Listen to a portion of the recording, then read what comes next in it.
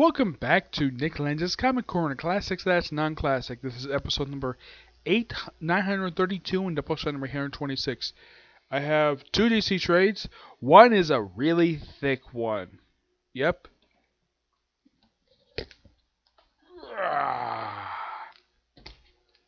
Yep, this is it. This omnibus book. New 52, Future's End, 5 years later, containing all the one-shots for the Future's End that was released back in September of 2014. Yes, a good chunk of DC comic books basically had Future's End one-shots. There was a few that I should point out that were not here and never were published for Future's End, and those were the following. And these are characters who actually do appear in Future's End, but not Future's End one-shot. One, of course, is Stormwatch. Yes, there is no Stormwatch one-shot at all. Nope, there is none. I would figure, though, because they're in Future's End, and they play an integral part of the actual weekly series, and no one-shot. Nope, none. A lot of the other series did, some of whom really didn't felt as though it was really necessary to jump ahead 5 years later to figure out what the heck happened to these characters in our Future's End. I should point out, though, out of all the one-shots in this trade, only three or four I could think of actually deal with the main event. The other, of course, just random tie-ins. Yep. I think what other books I can think of who could have used a jump ahead 5 years later one-shot. All-Star Western could have used it too. Yep, that could have been one. Anything else? Well, I would think Frankenstein Age of Shade because Frankenstein's in the event. You could have Frankenstein Future's End one shot, but nope. You know how many this one had? How many was published over the course of 1 month? 41. Not 52. 41, which is kind of weird. Now, I should point out that all these one-shots have been collected in each individual series trades, which is quite nice. I have reviewed these following one-shots prior to getting this book. The one for Detective Comics, Batman, Batman and Robin, Superman, Wonder Woman, Teen Titans, Catwoman, Harley Quinn. I'm trying to think what other ones I reviewed. Oh yeah. Aquaman the Others. I think that's it. Yeah. Yep. Another character I kind of felt as though probably should have one shot in here, but his series got canceled a year prior to this. Firestorm. Yeah, you could have one for him too, but nope. Just have anything else publishing at that particular point in time. And it's also surprising though that Arkham Manor, which published this very time, did not have Future one shot. That one made sense because it had nothing to do with Future's End at all. It's just a book by Gary Duggan, which I have reviewed in this channel. Yep. Now, as for these particular one-shots. Now, I got this book for like $20. The original cover price of this thing is $100 for this thick book. I got this cheap. Yeah, but I got it in plastic. I'll take out the plastic. Now, these one-shots I have not reviewed, but they're in here, which are, now, yeah, you have Earth 2, Flash, Green Arrow, Justice League United, Justice League, World's Finest. I have reviewed Constantine and the Trinity of Sin Pandora, Trinity of Sin Pandora one-shots, Infinity Man and Fair People, Star Spangled War Stories, Swamp Thing, Green Lantern Corps, Green Lantern Guardians, Sinestro, Red Lanterns. Oh yeah, Grayson's the one I have reviewed. Red Hood and the Outlaws, Birds of Prey. I have reviewed Batgirl, Batwoman, Batwing. I have reviewed Harley Quinn already. Let's see. I think I have reviewed Batman Superman already. I think I reviewed Suicide. I don't really remember if I have. Let's see. Superboy, Supergirl, Action Comics, Superman, and Booster Gold. Let's first talk about Earth 2 Future's End number 1 by Daniel H. Wilson and art by Eddie Barrows and Eber Ferrara. Now, for this particular one-shot, now, the thing is, Daniel Wilson himself would be the regular writer of the Earth 2 title, like, right after Convergence, when Earth 2 Society set up. This guy was the first of two writers for Earth 2 Society before replaced by Dan Abnett. This book is just set 5 years in the future. It is just a spotlight on Mr. Terrific. Though I should point out, though, this is a different Mr. Terrific. This is differently how he's written in the main book. In the main book, he's an egomaniac. He's legally changed his name to Terrific of all things, and he's obsessed with Brother Eye. Here, it's kind of like in this book that maybe Danny Wilson didn't like of how he was written in the main book, so he made him how he is written. He wrote him how he's currently written in Earth 2, as well being intelligent, and the whole thing about fake Earthers, yes, that's kind of a thing here. Apply racism, it's loosely tied into the main event, but it has pretty much nothing really much to do with Future's End. But it is a good one-shot. It does kill off a couple kills off Judo, well, the character who's known as Judo Master, the one who was the last Judo Master prior to Flashpoint, who was in Birds of Prey and Just Inside America. Yep. Let's see. Aqua and the others. I'll review that one. Flash. This one is done by Robert Venditti, Vengeance, artwork by Brett Booth and Nora Rapin. This book actually this particular issue has nothing to do with Future's End at all. It's just a one-shot deals with this is something quite unique.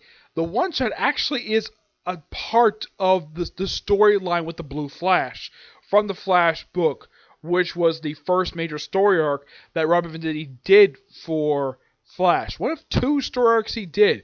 The other, of course, being one with Reverse Flash. Yep. This one has Barry meeting Blue Flash for the first time, of course, leads into, well, the main story. Yep. That's really the whole gist of this one, the meeting for the first time. Green Arrow. This one does tie into the main event.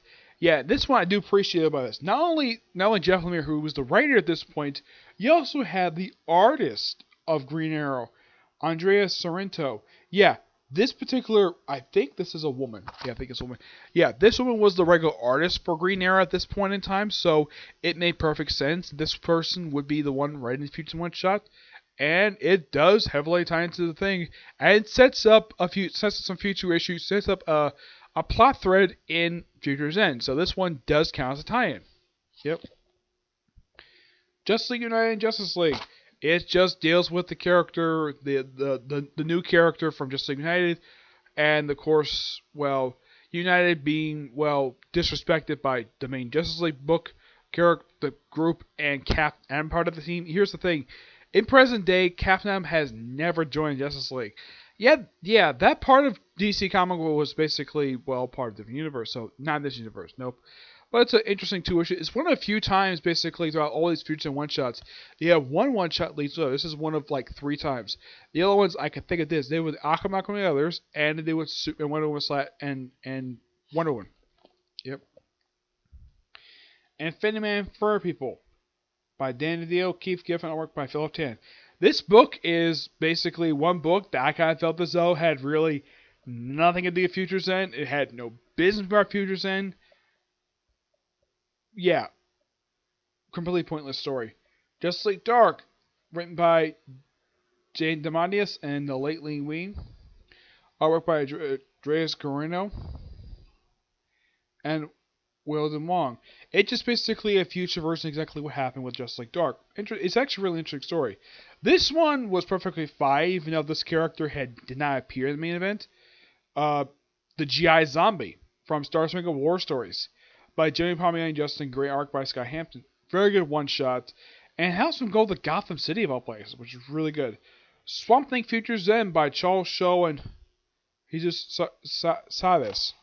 This one has Swamp Thing having his final battle with Anton Arcane, who apparently decided to marry his niece.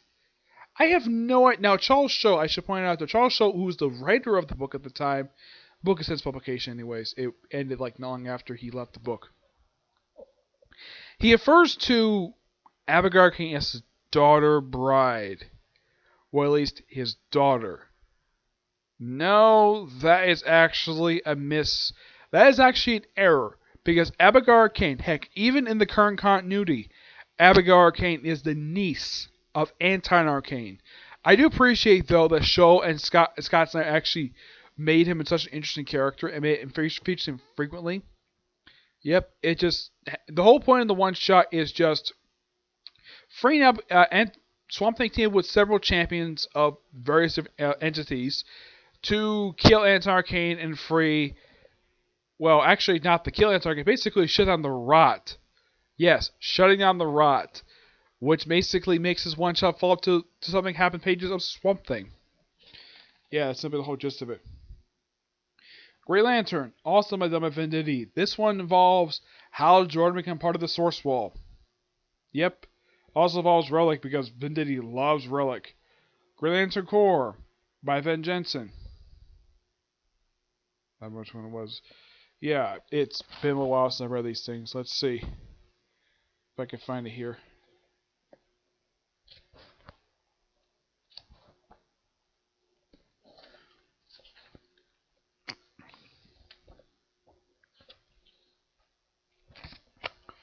I'm trying to find exactly what this one's about because it's been a while since I've read this thing.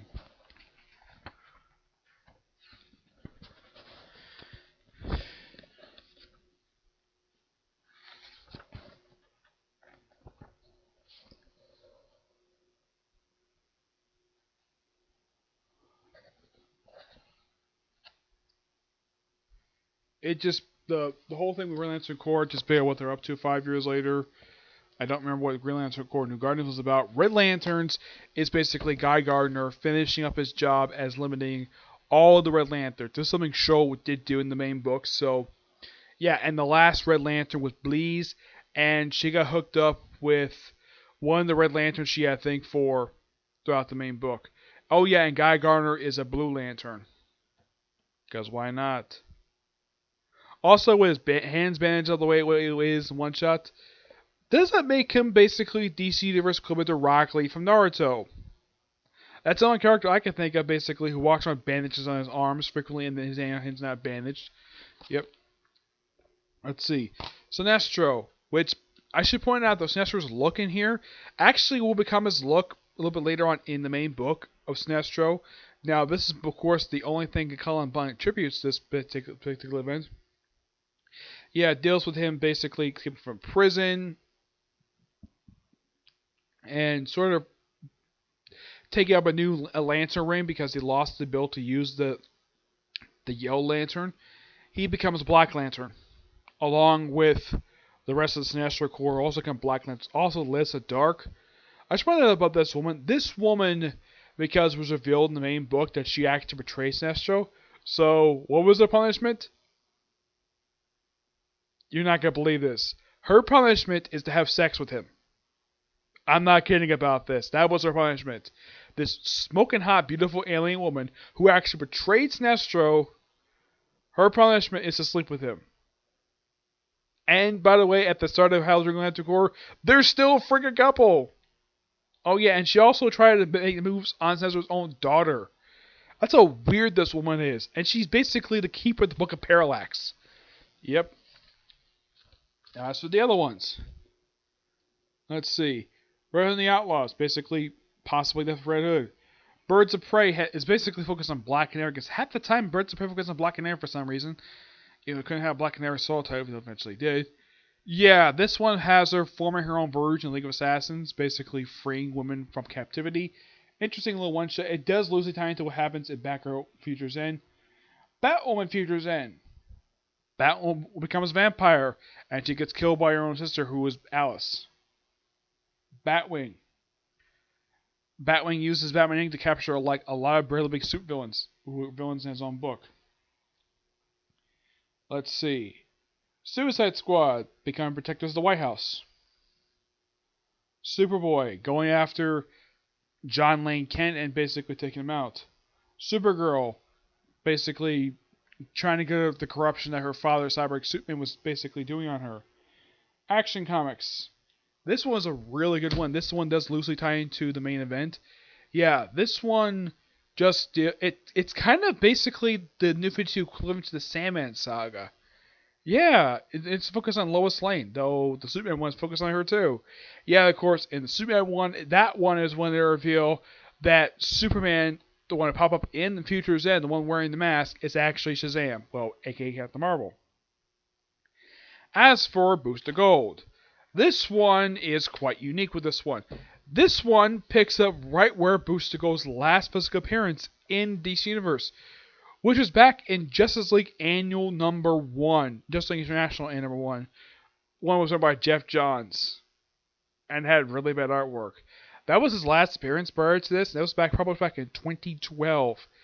This came out in 2014, so this is his first appearance in 2 years.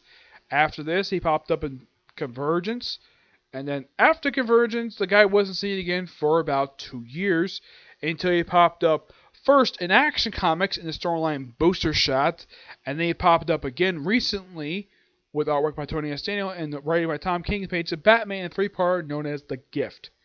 Yep. This one-shot is basically essential reading material if you love Booster Gold. And here's kind of the dumb thing about this one-shot. It's only collected here. Because you know why? This is probably by far the only one-shot Future's End where it was not a book that had publishing, or was publishing at the time of this particular thing, or ended just prior to these one-shots coming out. This was the only one. And this is the first Booster Gold title book published since 2011. Yes, at this point when this came out, it had been 3 years since the last Booster Gold book. We have one for Convergence, where he has like a mini-series, which, by the way, this one-shot sets that one up. And that leads to the final issue of Convergence, and after that, of course, he just published cancer very recently, like in Booster Shot, very good story that came out last year, along with The Gift. Yep.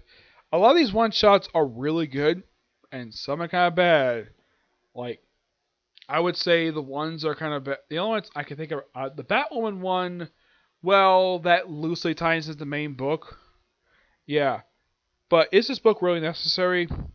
If you like the Future one-shots, I do recommend this, but the thing is, I recommend going to a comic shop that has reduced cover price for this thing, because I don't think anybody want to pay $100 for this thing. I paid $20 for this thing, and do I feel ripped off? No, basically. That was the most affordable price I could pay for this thing. And by far, this is the second omnibus book I've actually reviewed so far. I'm giving this book roughly a 9 out of 10. Also, thanks to this particular event, we also have the return of the 3D variant covers. Yes, these 3D variant covers. Yeah, this was a gimmick from what I heard that was popular back in the early 90s. Along with Hollow covers. Yes, these type of covers are really stupid. But the Hollow covers are fine. This was not really a good idea, but it did show like another version of the cover. Basically combined 2 covers into one. Yep. Now let's move on to something a little more interesting. And something that actually is I think is really good. This is The Outsiders Volume 1, Looking for Trouble, collecting the first 7 issues of Outsiders Volume 3, written by Judd Winnick. Artwork by Tom Rennie, Chris Cross, and Ivan Reyes.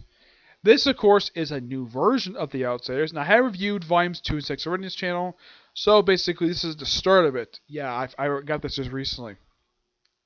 This is a team formed by Roy Harper, who basically has, like him and Nightwing, basically team up with basically mixture of old Outsiders and new Outsiders. Yeah. Now you're probably thinking of this cover, okay. You see in the cover, you see Nightwing, you see Arsenal. And any longtime DC fan know that woman is Jade up there. But so you're probably thinking, okay, who is this woman? Who's the blonde woman? And is that Metamorpho? Okay, let's start with Metamorpho, for example. Okay, they think this is Metamorpho. And then Metamorpho himself shows up in the book. It turns out this is actually not Metamorpho. This is a part of him. Name Shift. Yep, when it starts out, it's stated that he is supposedly Rex Mason. He's Metamorpho, but he's lost his memory. But he joined the team anyways because of his veteran experience. The blonde-haired woman. This is Alyssa Pierce, a.k.a. Thunder, a.k.a. the daughter of frickin' Black Lightning. And by the way, this is her first appearance in DC Comic Universe. And this only came back in 2003. Yes. The red-haired woman is a woman who will later become her future girlfriend, Grace. Who is Abana? What is Abana? They are a tribe of Amazonians who decided not to follow the Greek gods but the Egyptian pantheon. And they're really strong. Also, apparently, it's implied that she, when she first introduced, well, she was a bouncer. It's implied that she and Roy Harper had brief relation. Well, implied they may have had a relationship, but went nowhere. Yep, and this kind of loosely follows after the controversial miniseries Titan/Young Justice Graduation Day, which is also written by Judd Winick. They also reference the death of Omen and Donna Troy. Thank God Jeff Johns, I think it was Phil Jimenez that brought her back, because even he realized, though, killing her off was stupid. Oh, by the way, was Omen brought back after that? Nope, you didn't see her return until I think it was like 2015. You had to wait 12 years for her return. Though there wasn't Omen show up in Culling, but I don't count that as Omen at all because it's nothing like the actual Omen at all. Yep, and this actually has stuff going a lot better, and the way I don't like how Judd Winick writes Nightwing in here. He writes him as a complete jerk who just can't get over the death of Donna Troy and Omen. Yeah, Omen's basically Griffith's butt. Yeah, implying that Dick Grayson had a thing for Donna Troy. Here's kind of the thing. There has been never anything between these two at all. The longest these two know each other, basically, Donna Troy is to Dick. What is Donna Troy, Dick Grayson? Basically, she's like a sister to him. They have never developed attraction to each other at all because Dick Grayson has had a few different girlfriends over the years, and he has never developed an interest in her. Yeah. Oh, by the way, when Donna Troy does come back, does she join this group? Nope. She never does. Starfire does. For about 2 years before she leaves at the Infinite Crisis. Yep. Basically, these issues are just put in team together. And set the Russian statement forward. Yep. Though these issues do something that I appreciate Joe Winick for doing, killing off Brother Blood. Well, the comic version anyways. The first version, one created by Marvel from George Press. I love this guy's look. Didn't care for his dialogue. I found him to be so boring of a villain. Like, I think this was probably the smartest, like, once he decided, I think this happens a little bit later, but once Joe Winick kills off Brother Blood, it is probably by far the smartest move he made with this book, though he does a lot of bizarre things. Though, luckily enough, he doesn't do bizarre things. Oh, I should also point out, though, about this blue-skinned woman. That is Indigo. And yes, this woman has spirit in live action. Though a lot of people mistake her for Mystique. You know, blue skin, red hair. Mystique on Supergirl. Nope, it's Indigo, a.k.a. Brainiac 8. Yep, this woman is basically on the team for a good 2 years before she's able to be a traitor. And then she died, and then she's basically killed off. Yep, but this is a good start for this series. It gives the book a 9.5 out of 10. It's really good. Also, Jefferson Pierce is in here along with Batman and Lex Luthor, along with the frickin' Joker and Gorilla Grodd. Though for some reason, apparently, this is a common thing where people get male captors anyways. This is a common thing. This even happened in Star Trek. What is with villains' fetish by basically taking off a man's shirt? Yeah. Also, apparently, it looked like that. Now, Lex has been kind of depicted over the years as a guy who was very bulky.